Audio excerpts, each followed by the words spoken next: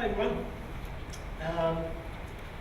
I have to admit that I feel a bit like the nerdy kid at the cool kids party today. Because I've seen that there's going to be lots of really interesting creative projects on the show, and I just really want to talk about text and data. So data, according to some pundits, it's the new oil, or as I saw yesterday, in fact, the new electricity, fuel for economic development, raw material, which is ready to be mined for insights, for innovation, and of course for our purchasing preferences. In the cultural heritage sector, the data metaphors are more likely to be framed around liberation than exploitation. Our data wants to be open. But there's still a tendency to think, I think, on the industrial scale. It's all about pumping out large data sets for potential reuse. And what can be lost in the metaphors of extraction and scale, I think, is an appreciation of the human origins of data. We're not buoys bobbing on the ocean, reporting on the heights of passing waves. Big data is made up of many small acts of living. So today, I wanted to talk about small scale, free range, artisanal data. I want to talk about data alongside storytelling as the product of creativity, imagination, frustration and fury. So let's think for a moment about the work of a historian. And I'm a historian, amongst other things. What do historians do? They identify actors, they define relationships, document the complex relationships that bring together people, places and events over time. It's painstaking, exhilarating and sometimes soul-destroying work. It's also an exercise in data mining. Whether the results are preserved in a triple store, in a spreadsheet, or in a drawer full of index cards, well, it's all nodes and edges. It's entities and relationships. It's data, and that's okay. Making data doesn't have to condemn you to a rigidly empirical, deterministic framework. There's always room for nuance, for interpretation, and doubt. There's always room for stories. But what happens when historians undertake the strangely named process of writing up? The complex data models that they've created are all...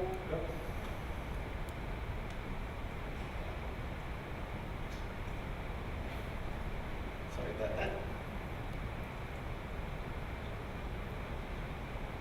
The complex data models that they've created are flattened down to a series of sentences arranged in a nice linear fashion.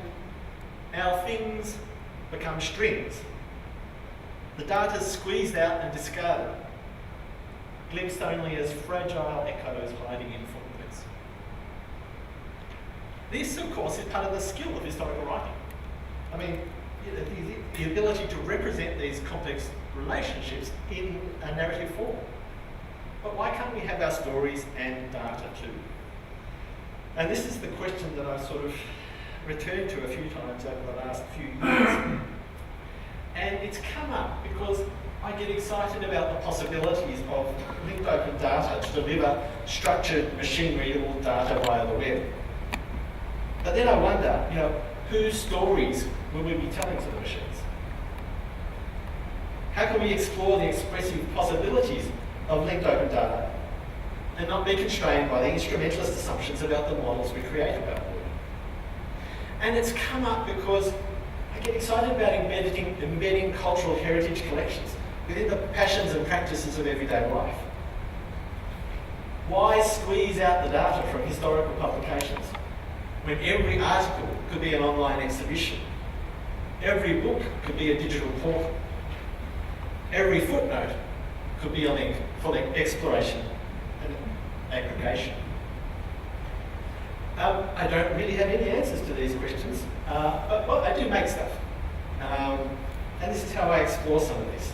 And I've had a few goes over the last few years of trying to create narratives which do embed linked open data. Again, getting back to the nerdy kid thing, I don't think they're very exciting from a design point of view, but I keep coming back to them because there still seems to be a lack of alternatives in this area. There's a lot of talk about publishing linked open data, about pushing it out, but much less about how the use and consumption of linked open data can be built into creative practice. So I'm having another go. Over the last few months, I've been working on my demo, and this exercise has a number of particular constraints, and the main one is no platforms. So the idea is that the historian, using a series of simple tools, should be able to create and publish a data-driven web page without any dependencies. It should be as simple as uploading an HTML page to a server. That's my plan.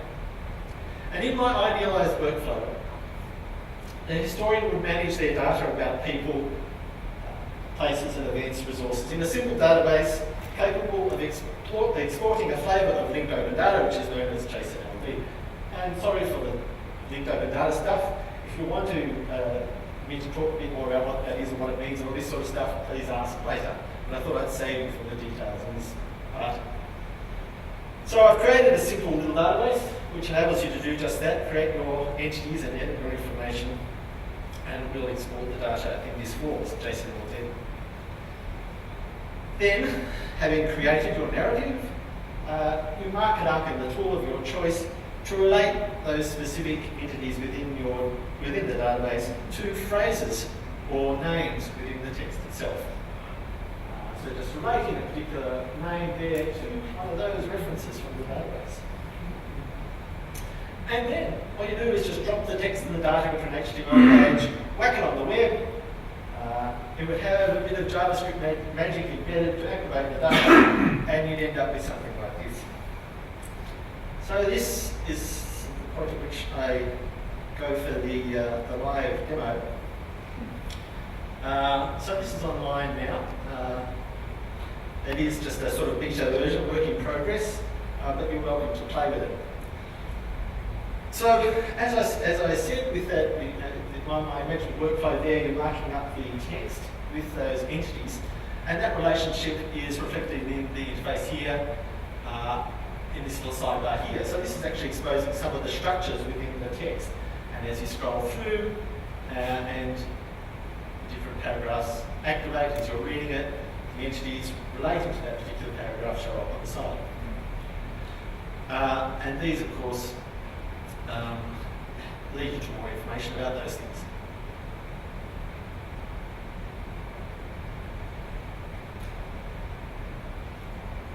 I should mention here too that the text itself, once you sort of plonk it into this web page with the JavaScript, becomes in effect data itself. So each paragraph becomes a data object which can be manipulated along with the various other entities in the page.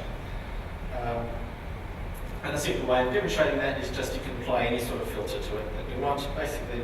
So just filter that down to show only those paragraphs mentioning that name, and that just all happens on the fly, as you can see. And that raises some other interesting possibilities because there's no reason why you have to actually experience this text in this linear fashion. Once those paragraphs are all data objects, you can mix them out in all sorts of ways if you want to. From a sort of scholarly point of view, it also means that each paragraph is individually citable. So you can share a link to a particular paragraph within this text and go there.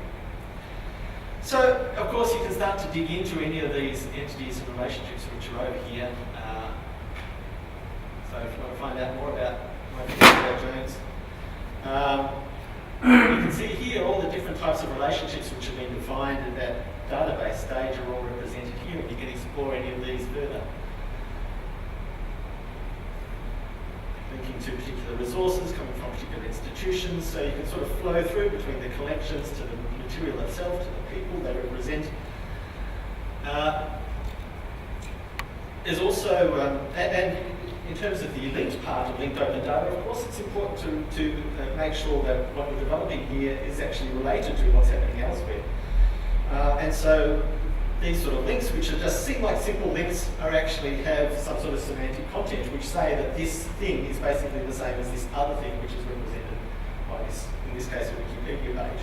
So you're actually defining relationships between what you're doing and what else is out there in a way that enables this material to be aggregated, more relationships to be defined on the fly. So you could jump from the text, as you could see by those entities on the sidebar, into the looking at the information about the people and places, and you can of course go the other way as well. So here's the mentions in the text of Common Rag, and you can jump back the other way, of course, at any point and find that paragraph. So one of the interesting things about this is because it's all sitting in, it's all just one HTML page, it's all just sitting there, all the data's there, you can start to just apply other views to it without doing much extra work.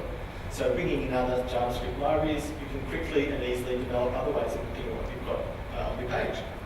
So a wall of the various resources available within the work, which can easily be, again, filtered down.